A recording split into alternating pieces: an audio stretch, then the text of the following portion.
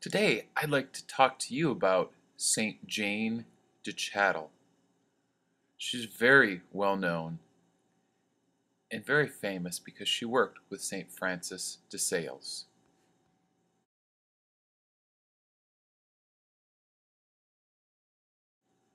Together, they established an order called the Order of the Visitation of Holy Mary.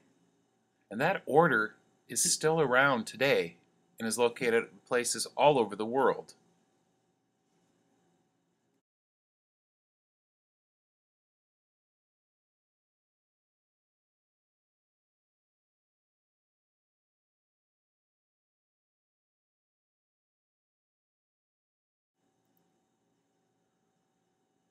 Many people might already be aware of the fact that before St. Jane became a nun, she was actually married and had children. Unfortunately, her husband passed away, and she raised the children on her own until one day she met St. Francis de Sales and decided to become a nun. I'm not going to go into too much detail about her life. I've kind of given you a summary already. But what I am going to focus on are several of the challenges that she faced during her life, so that we can look at those and learn about ourselves.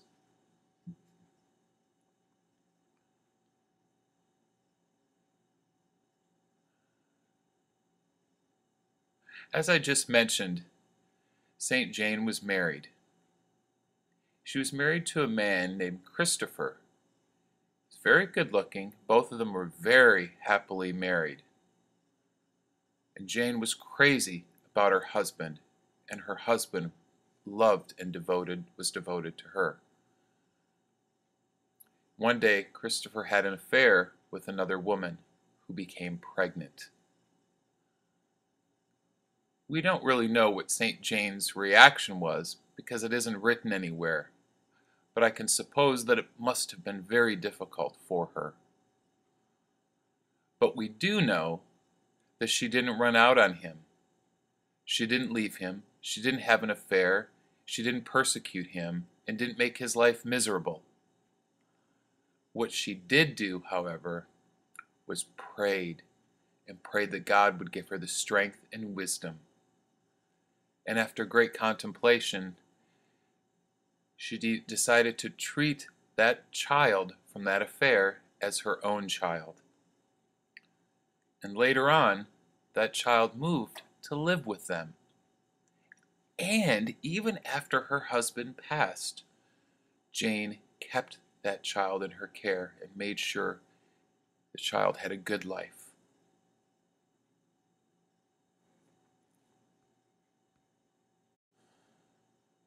The second challenge that she faced was that her husband, Christopher, and his dearest friend, who happened to be his cousin, went on a hunting trip.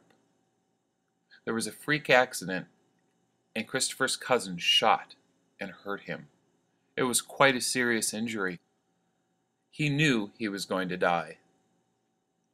He told his cousin that he forgave him. And then he told Jane, "I need you to please forgive him because I've forgiven him." She was grief-stricken and didn't want to see her husband die. And at the same time, she was 9 months pregnant, due to give birth any day. 9 days later, after that accident, her husband passed away. Jane couldn't forgive his cousin, no matter how much he begged for her forgiveness. She couldn't forgive him, and she struggled and struggled with that.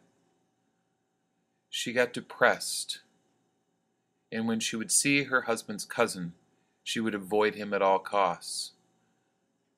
And as time went on, she ended up meeting St. Francis de Sales and confessed to him what she'd been carrying. And he didn't tell her that she had to forgive him right away. He worked with her, and he encouraged her that when she met her husband's cousin to try and talk to him, but she couldn't do it. 4 years went by, and she finally gained the strength to let go of it and to forgive her husband's cousin. And the two of them became friends again. And her husband's cousin's wife had a child and asked her to become godmother for their child, and she graciously accepted.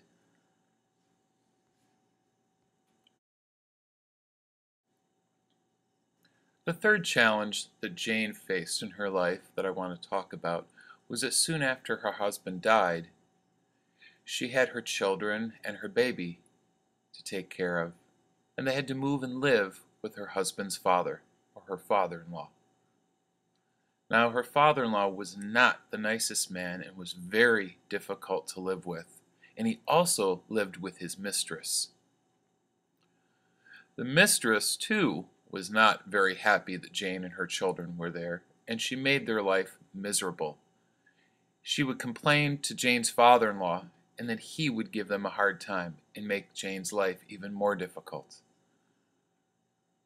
However, Jane just prayed and asked God for the strength. She would go to Mass.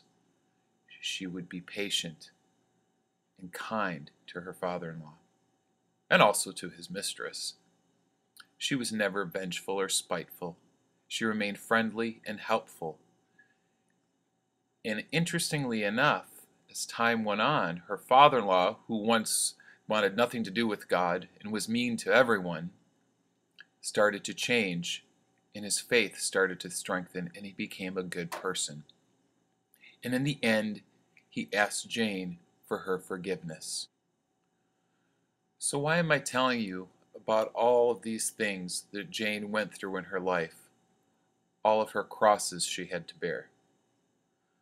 Well, because she had to depend on God through prayer, going to Mass, and also the sacraments.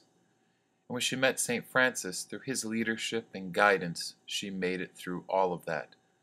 And just like we have our own crosses to bear, we too can learn from her experiences. We too need to depend on God, to pray, to go to Mass, to experience the sacraments, and know that people will support us in our faith.